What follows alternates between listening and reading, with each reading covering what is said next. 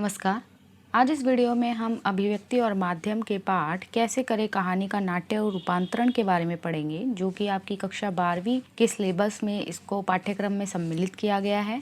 और इसमें हम जानेंगे कि कहानी और नाटक के बीच क्या संबंध है, कैसे बनाए कहानी को नाटक, और नाट्य रूपांतरण करते समय किन किन तरह की चुनौती आती है। यानी जब एक स्टोरी हमारे पास है, एक कथा हमारे पास है, और उसको जब हमें नाटक में कन्वर्ट करना है तो उस दौरान हमें किन किन परेशानियों का सामना करना पड़ता है और कैसे उसको जो है परिवर्तित किया जाता है, और किस जो कहानी और नाटक में क्या अंतर है, क्या असमानताएं हैं, या क्या संबंध है। तो अब हम बिना किसी देरी के इस टॉपिक की ओर बढ़ते हैं, इस विषय की ओर बढ़ते हैं। और सबसे पहले यही कहूँगी, इस पाठ को समझने के लिए वीडियो को पूरा ज़रूर देखिए, और वीडियो अच्छा लगे तो लाइक, कमेंट व शेयर ज़रूर कीजिए। और किसी भी तरह का कोई डाउट हो तो कमेंट सेक्शन में जाके कमेंट ज़रूर कीजिए। और अगर आप इससे संबंधित प्रश्नोत्तरों को भी चाहते हैं इस पाठ से संबंधित, तो मुझे कमेंट सेक्शन में जाके कमेंट करके ज़रूर बताइए। मैं जल्द से जल्द उसकी वीडियो भी आपके लिए लेकर आऊँगी। अब इस विषय में हम सबसे पहले कहानी और नाटक के बीच के अंतर, या फिर कह लीजिए असमानताएँ या संबंध, इनको जानते हैं कि इनके बीच क्या है ये। तो कहानी और नाटक जो दोनों हैं, ये दोनों ही एक गद्य विधाएँ हैं, और इनमें जहाँ कुछ समानताएं हैं वहीं कुछ असमानताएं भी है, या कह सकते हैं अंतर भी हैं। जो कहानी का नाटक में रूपांतरण करने के लिए सबसे पहले कहानी और नाटक में वैविध्य तथा समानताओं को समझना आवश्यक है। ऑब्वियस सी बात है, जब तक हमें इन दोनों के बीच क्या सिमिलैरिटीज़ है या क्या डिफरेंसेस है, या इन दोनों के बीच क्या संबंध है, जब तक हम इन दोनों के बीच के आपस के रिश्ते को नहीं समझ पाएंगे, तब तक हम इसको कहानी से नाटक में कन्वर्ट करने में सक्षम नहीं हो पाएंगे। इसके लिए हमें नाटक की विशेषताओं को समझना बहुत ज़रूरी है कि नाटक की क्या विशेषताएं हैं और कहानी क्या है। जहाँ कहानी का संबंध लेखक और पाठकों से होता है, ऑब्वियस सी बात है, जो कहानी है, जो लिखने वाला है और जो पढ़ने वाला है, वही नाटक का संबंध, यानी हम इसके संबंध के बारे में बात कर रहे हैं, जो अभी मैंने आपको शॉर्ट में बताया। वही लेखक का नाटक का संबंध निर्देशक, पात्र, दर्शक, श्रोता व अन्य लोगों के साथ भी होता है। चूँकि दृश्य का स्मृतियों से गहरा संबंध होता है, यानी जो हम देख रहे हैं वो हमारी यादों के आधार पर भी बहुत ज़्यादा उसके साथ संबंध स्थापित करता है। इसलिए नाटक एवं फिल्म को लोग देर तक याद रखते हैं, क्योंकि जो हमारे द्वारा देखी गई चीज़ें होती है वो हमें देर तक याद रहती है। सुनी हुई या पढ़ी हुई हमें इतनी लॉन्ग टर्म लर्न नहीं होती, ये याद रहती है। पर जो देखी हुई चीज़ जितनी अच्छे से हमें और जितनी जल्दी याद हो जाती है, वो पढ़ी या लिखी हुई देखी नहीं हो सकती। यही कारण है कि गोदान, देवदास, उसने कहा था, सदगति आदि के नाट्य रूपांतरण कई बार हुए हैं और कई तरह से हुए हैं, यानी कई तरीके से हुए हैं। कहानी कही जाती है या पढ़ी जाती है, नाटक मंच पर प्रस्तुत किया जाता है, क्योंकि कहानी को प्रस्तुत नहीं किया जा सकता। कहानी को जिसने लिखा या जो पढ़ रहा है, ये दो लोग ही इसके साथ कनेक्ट हो सकते हैं। लेकिन जो नाटक है उसको कई लोगों के सामने प्रस्तुत किया जा सकता है। नाटक को मंच पर अभिनेता अभिनय द्वारा प्रस्तुत करते हैं। मंच सज्जा होती है, संगीत होता है, प्रकाश व्यवस्था होती है। समानता ये होती है कि कहानी और नाटक दोनों में एक कहानी होती है, पात्र होते हैं, परिवेश होता है, कहानी का क्रमिक विकास होता है, संवाद होते हैं, द्वंद्व होता है, चरम उत्कर्ष होता है। इस तरह हम देखते हैं कि नाटक और कहानी की आत्मा के कुछ मूल तत्व एक ही हैं। यानी एक तरीके से हम कह सकते हैं कि इनमें बहुत सी सिमिलैरिटीज़ भी है। आगे हम देखते हैं अगला पॉइंट कि कहानी को, यानी कहानियाँ जो है उसको नाट्य रूपांतरण करने में, उसको नाटक में कन्वर्ट करने में किस किस तरह की जो चुनौतियाँ हमारे सामने आती है, या कौन सी परेशानियों को हम फेस करते हैं। तो कहानी को नाटक में रूपांतरित करने के लिए सबसे पहले कहानी की विस्तृत कथा वस्तु को समय और स्थान के आधार पर विभाजित किया जाता है। ठीक है, तो यहाँ में बताया गया है कि किस तरीके से कहानी को जब नाट्य में परिवर्तित करते हैं, तो जो कहानी की जो विस्तृत कथा वस्तु है, यानी उसका एक संक्षिप्त स्टोरी लाइन है, तो उसको टाइम के अकॉर्डिंग और जगह के आधार पर किस तरीके से उसको डिवाइड किया जाता है। हम जानते हैं कि कथा वस्तु घटनाओं का लेखा जोखा होता है जो कहानी में घटती है, और हम जानते हैं जो पूरी स्टोरी होती है उसको शॉर्ट में समराइज़ करना ही जो होता है कथा वस्तु होता है। हम ये भी जानते हैं कि प्रत्येक घटना किसी स्थान पर या किसी समय में घटती है, और कोई ना कोई इंसिडेंट होता है जो किसी न किसी टाइम पर या किसी न किसी जगह पर होती है। ऐसा भी संभव है कि घटना स्थान तथा समय विहीन हो, और कई बार ऐसा भी हो सकता है जो इंसिडेंट हुआ है उसमें कोई घटना जो हुई है, या तो वो स्थान या समय विहीन हो, या तो वो कोई किसी लोकेशन पे ना हुई हो, या उसका कोई टाइम ना हो। ठीक है, कथानक को सामने रखकर एक एक घटना को चुन चुन कर निकाला जाता है। यानी जब कहानी को नाटक में परिवर्तित किया जाता है, ठीक है। जब कहानी को नाटक में परिवर्तित किया जाता है तो जो एक एक इंसिडेंट है उसको छांटा जाता है। फॉर एग्ज़ाम्पल हम ले लेते हैं कि अभी कोई शादी का इंसिडेंट है, शादी के बाद वो घूमने गए वो वाला इंसिडेंट है, और फिर घूमकर वो वापस आए वो वाला इंसिडेंट है। तो इनको डिवाइड कर लिया जाता है कि शादी हुई है, दूसरा दृश्य हो गया कि अब वो घूमने गए हुए हैं, कहाँ गए हुए हैं, तीसरा दृश्य हो गया कि वो घर वापस आ गए। तो इनको डिवाइड कर लिया जाता है और इसके आधार पर दृश्य बनता है और इसके आधार पर जो होते हैं दृश्यों का निर्माण किया जाता है। यानी इस बात का तात्पर्य यदि है कि यदि एक घटना एक स्थान और एक समय में घट रही है तो वह दृश्य होगा। यानी कोई घटना किसी समय या किसी जगह पर घट रही है तो वो एक दृश्य होगा। जैसे मैंने उदाहरण दिया कि एक 3 इंसिडेंट मैंने बताया, शादी हुई, घूमने गए और घर वापस आए। तो पहला दृश्य हो गया शादी होने का, उसमें पूरा दिखा रहे किस तरीके से शादी हो रही है, गेस्ट आ रहे हैं, क्या हो रहा है क्या नहीं हो रहा। दूसरा हो गया वो घूमने गए, तो घूमने गए उस दौरान क्या हुआ कि क्या क्या वो घूमे, क्या क्या किया, क्या क्या इन्जॉयमेंट की, क्या खाया, कहाँ घूमे, क्या पहना, ये दूसरा दृश्य हो गया। तीसरा दृश्य हो गया कि वो घर वापस आए, किस तरीके से आए, घर कैसे सबसे मिले, सबके लिए गिफ्ट्स वगैरह लाए, कैसे दिया। तो ये 3 दृश्य यहाँ पर हो जाते हैं। अब जो अगला हमारा पॉइंट है उसको हम देख लेते हैं कि अगला पॉइंट है स्थान और समय के आधार पर कहानी का विभाजन करके, यानी लोकेशन और टाइम के अकॉर्डिंग जो कहानी है उसको डिवाइड करके दृश्यों को लिखा जा सकता है। फॉर एग्ज़ाम्पल कोई स्टोरी हुई है, किस स्थान पर हुई है, किस समय पर हुई है, ठीक है। स्थान हो गया जैसे कोई स्टोरी अभी दिल्ली में हुई थी, ठीक है, और फिर किस समय पे हुई थी। फिर वहीं दूसरा दृश्य हो गया कि किस स्थान पर हुई थी, बॉम्बे में हुई थी और किस समय पर हुई थी। तो ऐसे जो है दृश्यों को डिवाइड किया जा सकता है। ये देखना आवश्यक है कि प्रत्येक दृश्य का कथानक के अनुसार औचित्य हो, कि जो प्रत्येक दृश्य है वो कहानी के अकॉर्डिंग हो। मतलब यह है कि प्रत्येक दृश्य का कथानक का हिस्सा है, क्या उसे निकाल दिया जाए। यानी अगर आप जो नाटक बना रहा है उसको लग रहा है कि ये इंसिडेंट इतना इम्पॉर्टेंट नहीं है और इसको अगर हम स्टोरी से हटा दें, इसको हम नाटक में से काट दें, तो ऐसा ना हो कि मतलब अगर उसके बिना भी, उस इंसिडेंट के बिना, उस दृश्य के बिना भी अगर वो स्टोरी लाइन आगे बढ़ रही है तो इसमें कोई प्रॉब्लम नहीं है। लेकिन अगर वो उसके साथ कोरिलेट है और उसके बिना वो ऐसा लग रहा है कि एक सीन स्किप हो गया जिसकी वजह से जो स्टोरी है कुछ गड़बड़ा गई है, तो ये भी जो निर्देशक है उसको बड़े ही ध्यान से देखना चाहिए कि क्या उसको निकाला जा सकता है। अगर इसको निकाल देंगे तो क्या कथानक पर या नाटक पर इसका कोई इफेक्ट पड़ेगा। ऐसे दृश्य नहीं हो सकते जो अनावश्यक, और ऐसे नहीं जो इनएप्रोप्रिएट और उनको ज़बरदस्ती घुसा दिया जाए जिसकी कोई इतना रोल भी ना हो, इतनी इंपॉर्टेंट भी ना हो। और ये चीज़ें जो होती है नाटक की गति को बाधित करते हैं और नाटक को बोरिंग बनाते हैं। क्योंकि अगर वो सीन इतना इम्पॉर्टेंट नहीं है और उससे नाटक के कथानक पर कोई फ़र्क नहीं पड़ रहा तो हम उसको हटा भी सकते हैं, क्योंकि ज़बरदस्ती उसको घुसेड़ने डालने से क्या होगा कि नाटक और भी ज़्यादा लंबा हो जाएगा और बोरिंग हो जाएगा। यह भी ध्यान रखना चाहिए कि प्रत्येक दृश्य का कथानुसार तार्किक विकास हो रहा है या नहीं। तार्किक विकास यानी एक लॉजिकली वो बढ़ रहा है या इलॉजिकली हम उसको ज़बरदस्ती स्टोरी लाइन घुसेड़े जा रहे हैं और उसको नाटक को लंबा किए जा रहे हैं। ये सुनिश्चित करने के लिए दृश्य विशेष के जो दृश्य दिखाए जा रहे हैं उसके उद्देश्य और उसकी संरचना पर विचार करना आवश्यक है कि किस उद्देश्य से हमने कथानक ये दृश्य हमने डाला है और इसकी संरचना किस प्रकार है। इन सब चीज़ों पर भी ध्यान देना बहुत ज़रूरी है। प्रत्येक दृश्य का एक बिंदु होता है, ठीक है, जो प्रारंभ होता है, उत्कथानुसार अपनी आवश्यकताएं पूरी करता है और उसका ऐसा अंत होता है जो उसे अगले दृश्य से जोड़ता है। एक दृश्य है और दूसरा दृश्य शुरू हो गया, ठीक है, तो पहला दृश्य का एंडिंग ऐसी होनी चाहिए कि वो उसको दूसरे दृश्य के साथ कनेक्ट कर पाए, जिससे हम समझ सके कि हाँ दूसरा दृश्य ये है, पहले दृश्य में हमने देखा था तो ये इसके साथ जुड़ पा रहे हैं। अभी हम पहले दृश्य में कुछ और दिखा रहे हैं, दूसरे दृश्य में कुछ और ही बिल्कुल आगे की स्टोरी दिखा दी जिसका कोई सिर नहीं है, पैर नहीं है, तो हम उसको समझ नहीं पाएंगे। इसलिए दृश्य का पूरा विवरण तैयार किया जाना चाहिए। कहीं ऐसा ना हो कि दृश्य में कोई आवश्यक जानकारी छूट जाए और उसका क्रम बिगड़ जाए।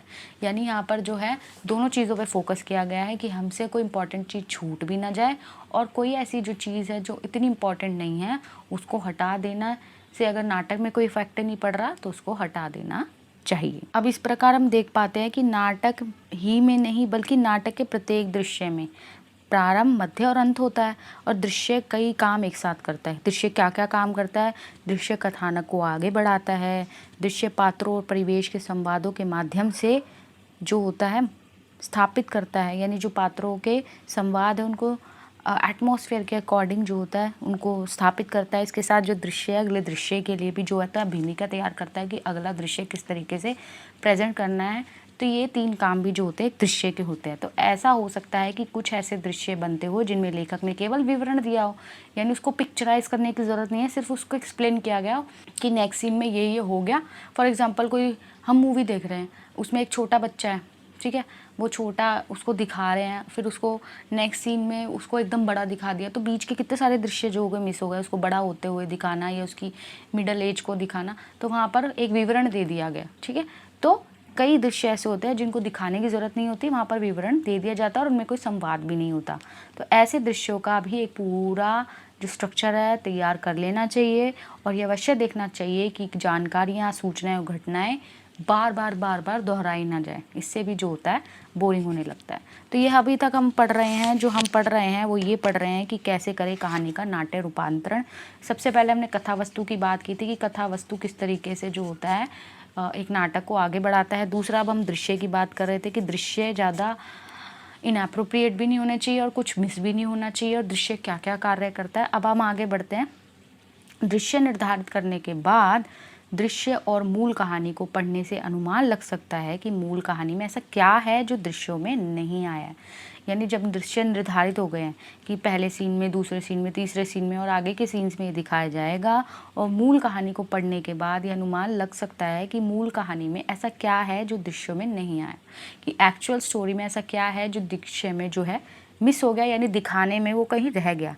लेखक द्वारा परिवेश का विवरण, यानी जो लेखक है कहानी का वो परिवेश, एटमॉस्फेयर का विवरण या परिस्थितियों पर, जो परिस्थितियाँ उस समय की बनी हुई है पर टिप्पणियाँ प्राय दृश्यों में नहीं ढल पाती। यह देखना आवश्यक है कि परिस्थिति की सिचुएशन कैसी है, परिवेश कैसा है, पात्र क्या है, स्टोरी से संबंधित विवरणात्मक टिप्पणियाँ किस प्रकार की हैं।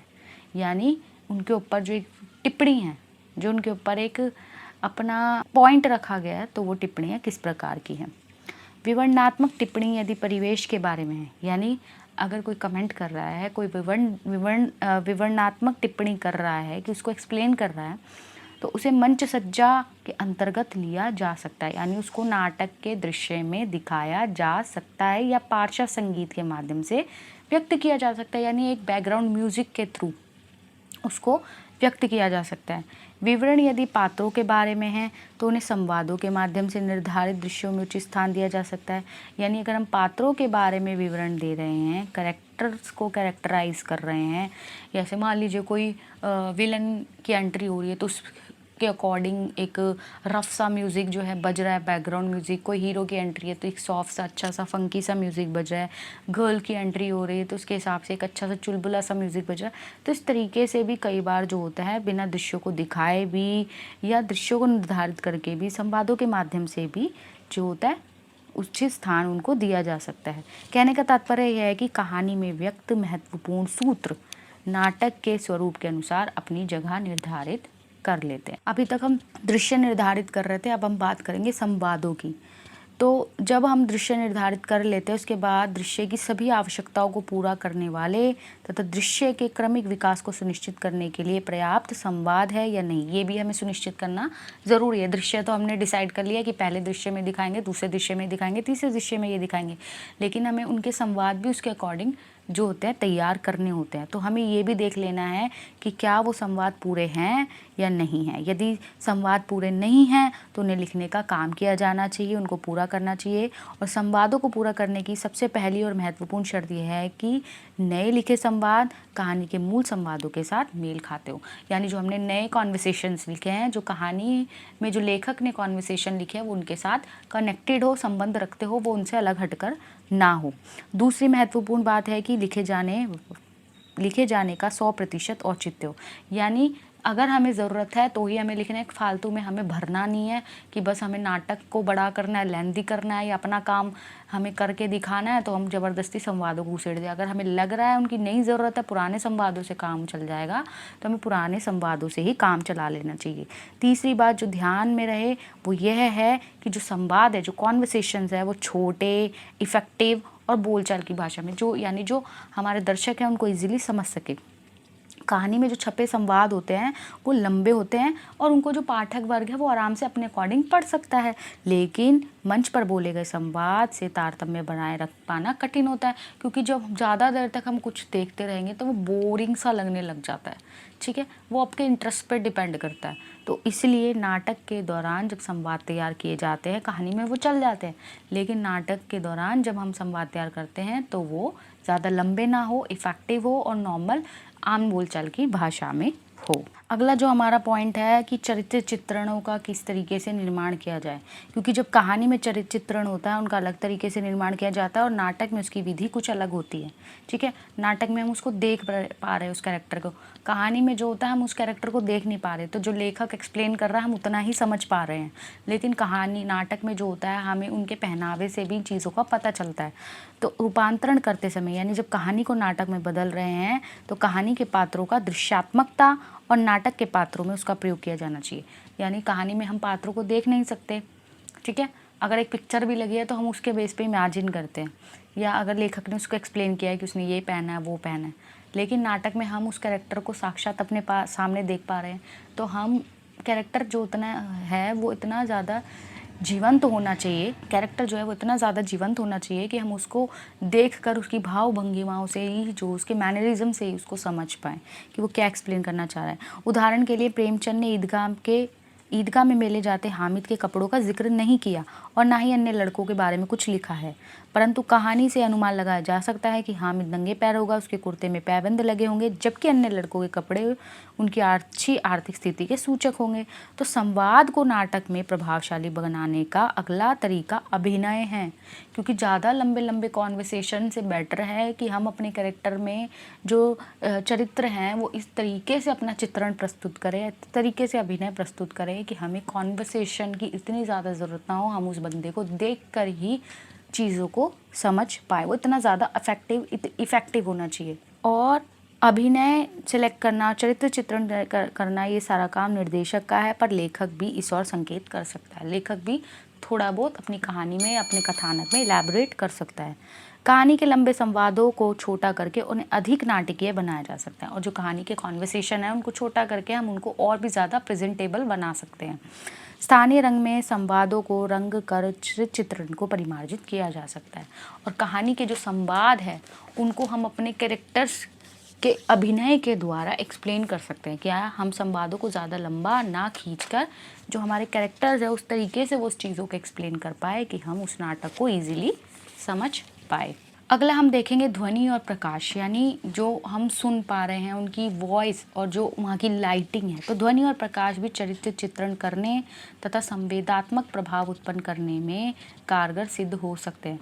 ऑब्वियस सी बात है, अगर हम नाटक देख रहे हैं, प्रकाश योजना अच्छी नहीं है, हमें साउंड सही से नहीं समझ आ रहा, तो हम उसको एंजॉय नहीं कर पाएंगे। प्राय निर्देशक ही इस संबंध में निर्णय लेते हैं, पर लेखकों के सुझाव सदा स्वागत योग्य होते हैं। लेखक को यदि इन संभावनाओं की जानकारी है तो उनके अंदर आत्मविश्वास पैदा होता है और रूपांतरण का कार्य संतोषजनक होता है। अगला है रूपांतरण में एक समस्या, पात्रों के मनोभावों को कहानीकार द्वारा विवरण के रूप में व्यक्त प्रसंगों या मानसिक द्वंद्व के दृश्यों की नाटकीय प्रस्तुति में आ सकती है। उदाहरण के लिए ईदगाह का वह हिस्सा जहां हामिद इस द्वंद्व में है कि क्या क्या खरीदे, या जहां वह सोचता है कि अम्मा का हाथ जल जाता है, उसका रूपांतरण जो है एक्सप्लेन करना कठिन है कहानी में।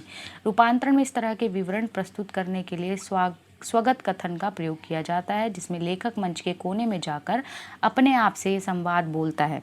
लेकिन आजकल वॉइसर ओवर अर्थात ऐसी ध्वनि जो दर्शकों को सुनाई देती है पर पात्र नहीं बोलता के माध्यम से संभव है। यानी ऐसे कई बार ऐसी चीज़ें होती है जो नरेटर जो होता है उसको नरेट कर देता है, जो लेखक होता है वो बोल देता है, और संवाद जो होता है, जो कैरेक्टर होता है वो संवाद नहीं बोलता। अम्मा वाले अंश के लिए फ्लैशबैक शैली का उपयोग किया जा सकता है। ऑब्वियस ही बात है, हम पुरानी चीज़ों को कि नाटक में हम किस तरीके से दिखा सकते हैं कि जो हम संवाद ना देकर कि हामिद बोल रहा है कि अम्मा का हाथ जल जाता है, हम फ्लैशबैक में जा सकते हैं कि किस तरीके से वो सोच रहा होता है कि अगर उसकी अम्मा जो है चिमटे से खाना नहीं बनाती तो उसका जो हाथ जो है जल जाता है। इसी प्रकार हामिद की ललचाई आंखों, होठों पर जीभ फेरते और बाद में भारी कदमों की दुकान से दूर जाने का दृश्य दिखाया जा सकता है।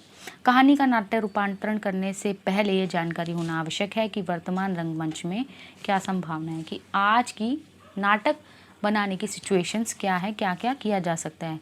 यह तभी संभव है जब अच्छे नाटक देखे जाए। इसलिए रूपांतरण का पहला पाठ यही हो सकता है कि अच्छी नाट्य प्रस्तुतियाँ देखी जाए। यानी कहानी को नाटक बनाने में सबसे पहले हमारा यही है कि हम अच्छे नाटकों को देखें और किस तरीके से उन नाटकों को प्रेजेंट किया जाता।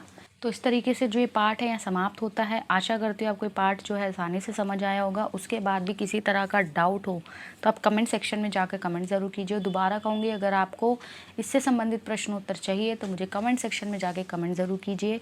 वीडियो अच्छा लगा हो तो लाइक, कमेंट व शेयर ज़रूर कीजिए और आगे और भी नोटिफिकेशंस को पाने के लिए चैनल को सब्सक्राइब करना ना भूलिए। धन्यवाद।